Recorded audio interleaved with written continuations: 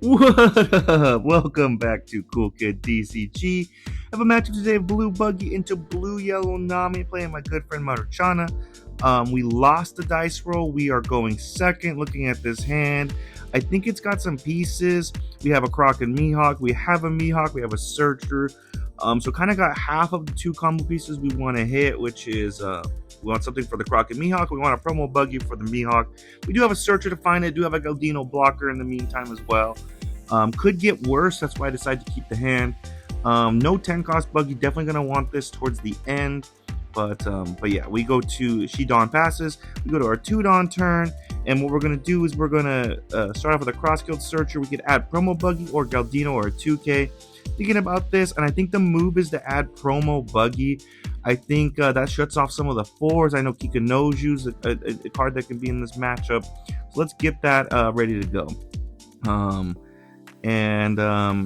And yeah, so we pass it back to her. She goes to her 3 Dawn turn. Nami has 2 effects, which we're going to see one of them. She swings 8 life. I take no trigger.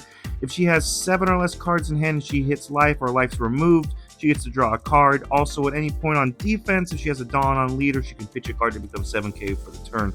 Swing 5 life. She takes no trigger.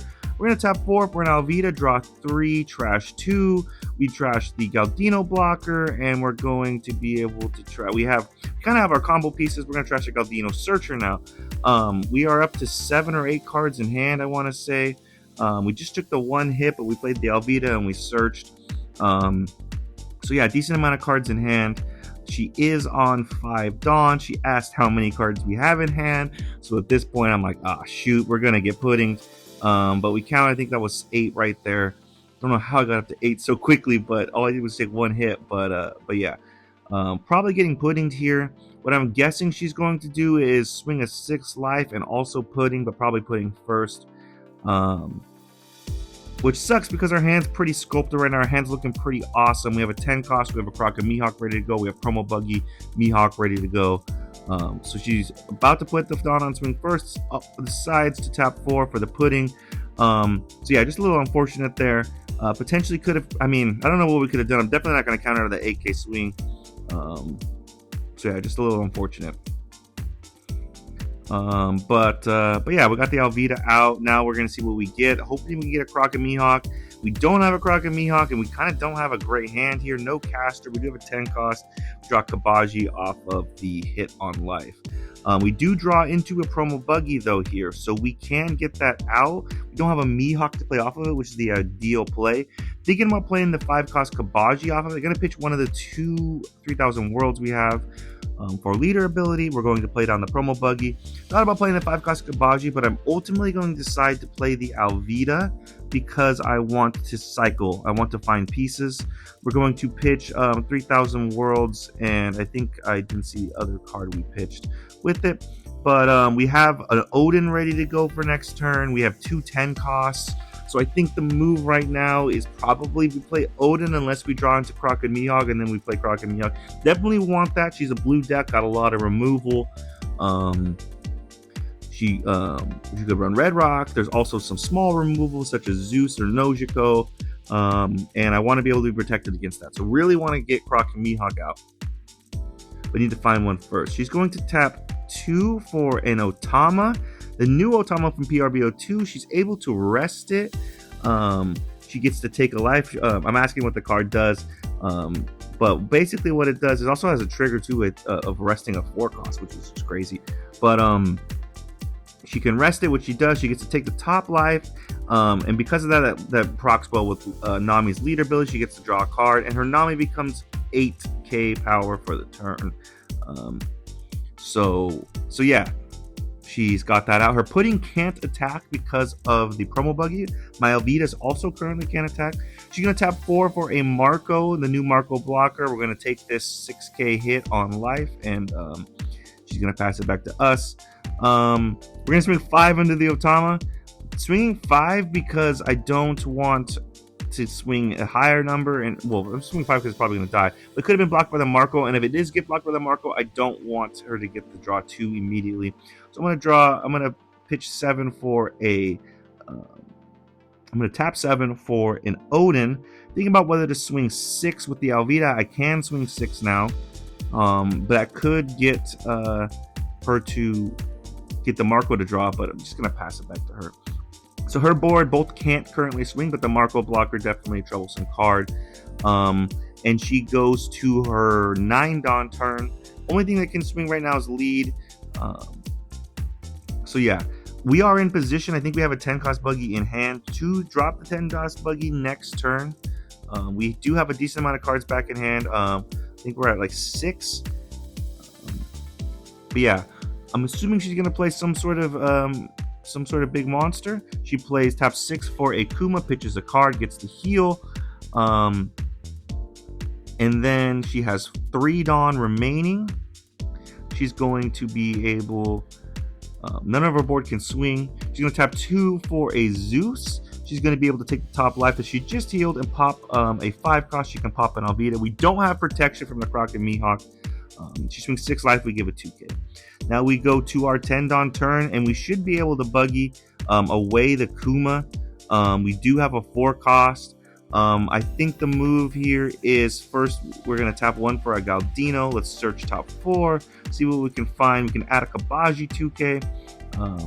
That might be the one to play. We can also play the Moji. The Moji might be better. I think our hand size will get smaller. So we'll play down the Moji, tap 4 for that. Now we can lead her ability. We're going to meet the requirements for the 10 cost Buggy to stick. So we'll play over the Galdino, bottom deck the Kuma, and we can swing a 5 life. This is... she's not going to be able to get value. I mean, she can block with the Marco, but it won't die, so she won't get draw 2. But she does pitch a card to become a 7k leader. And I'm going to swing an 8 here with the Odin. She's either going to give us a 2k, which she does, or I was going to give her the draw 2 with the Marco. Clear the blocker, get ready for the next turn. But that was the thought process there. Again, no Croc and Mihawk here. We are in danger of Red Rock. We are in danger of Gravity Blade. She's going to tap 1 for a Yamato Searcher, search top 5 for a cost 2 or higher Land of Wano.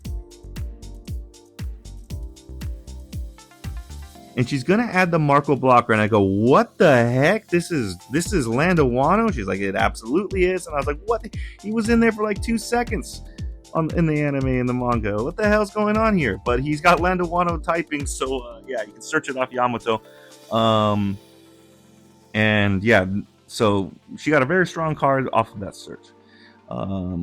She's on her 10 Dawn turn, or she's used 1 Dawn for the Yamato. So a lot of things in play. Currently, the only thing on her board that can swing is the Zeus, but it only has 2,000 power, so not necessarily worried about that. We are, I think, at 3 cards in hand, so the Moji blocker is live. She taps 2 for a Nojiko, though, to bounce that blocker back to my hand, but that's okay. I mean, it would be nice to have a blocker, but at least I got a 2k back to hand. So she used 3 Dawn, 7 more remaining. She's going to swing a big 8 life, I believe. Could give 2 2Ks. Going to take, it's a cross skill trigger. We're able to find a Croc and Mihawk. Gonna definitely want that so we can start protecting our board. She's going to tap 4 for another Marco. So she's got 2 Marcos on KO blocker. On KO, those both get to draw 2 unconditionally, and they're both blockers. So thinking about what I want to do here, I definitely want to establish the Croc and Mihawk. So I want to tap 5 to do that, but I'm thinking about the best way to go about doing this, because if I play Croc and Mihawk into something, I might play over my board. So I think I'm going to come up with this clever play where I'm going to swing 5 first. She uses her leader ability. I'm going to swing the Odin. I'm going to swing 10 with the Odin, pick up the Alvida to restand it, and then play the Croc and Mihawk down. And that way I'm not playing over the Alvida. At the very least, I'm picking up a 1k counter. I have to be I'm very worried though if I do this though. If I hit life and there's like a Gravity Blade trigger or there's some sort of trigger, I'm not going to be able to go forth with my plan. But she gives us the Marco blocker. She gets to draw 2. We tap 3, pick up the Alvida. Now we have 5 Dawn. We can pitch 1 Croc and Mihawk to play another Croc and Mihawk, draw 2, trash 1. Thinking on what to pitch. Going to pitch an Alvida that we just picked up. We also drew into another one. Here's where I make a decision. I'm going to play down the Galdino blocker, I believe. The reason being is I probably could be better. I'm going to swing now again 10, and I can swing 12 with the Buggy after this. But the thought process was here. Yes, my board's going to have 1 less pseudo 5 cost, but I'm going to have more counter in hand. And I'm planning on giving that blocker anyways. I just wanted to keep the 2K in hand. Could potentially come back to bite me if I wanted to get into an infinite Buggy loop with the Odin. But yeah, I think it was just better to keep the 2K in hand. I think the infinite Buggy loop might be too late at this point. But meanwhile, we swung to 12 as well and got the other Marco blockers. So feel good about clearing the blockers, even though we did give her a lot of value out of that. She drew 4 off of them. She's on her 10 Don turn. The only things that can swing are Nojiko and Zeus. Nojiko 0 power, Zeus 2000 power. So feeling okay about that. Would take a huge Dawn investment. We do currently have 1 blocker, and we have a decent amount of counter in hand. I think we have 2 2Ks, 2 1Ks, and a 10 cost Buggy. We're ready to play that down. If she drops another Kaiju, another Kuma, for example, we can bottom deck it. We have now have protection as well with the Kraken Mihawk. So if she goes to remove anything, we can easily just pick a card. She's going to tap 6, and she's going to red rock my promo Buggy, and I pitch a card for that, and she's like, "Oh, that's right, you got the Kraken Mihawk out." And I'm like, "Yeah, just got it out last turn." We were playing a game where there was removal, was online all game. I was able to finally stabilize and get the Kraken Mihawk out. So we were able to nullify the red rock, and then now she taps 4 for a 3rd Marco blocker, but she doesn't have a Dawn on leader, so she's not going to be able to come 7K for the turn. She has a decent amount of cards in hand, though, so I'm thinking about what to do. I can 10 cost Buggy away that Marco, but ultimately I feel like that might be slight of a waste. What I'm going to do is just swing 8 first. Here's where I think I realize she doesn't have a Dawn on leader. I'm going to start with a 5K swing first.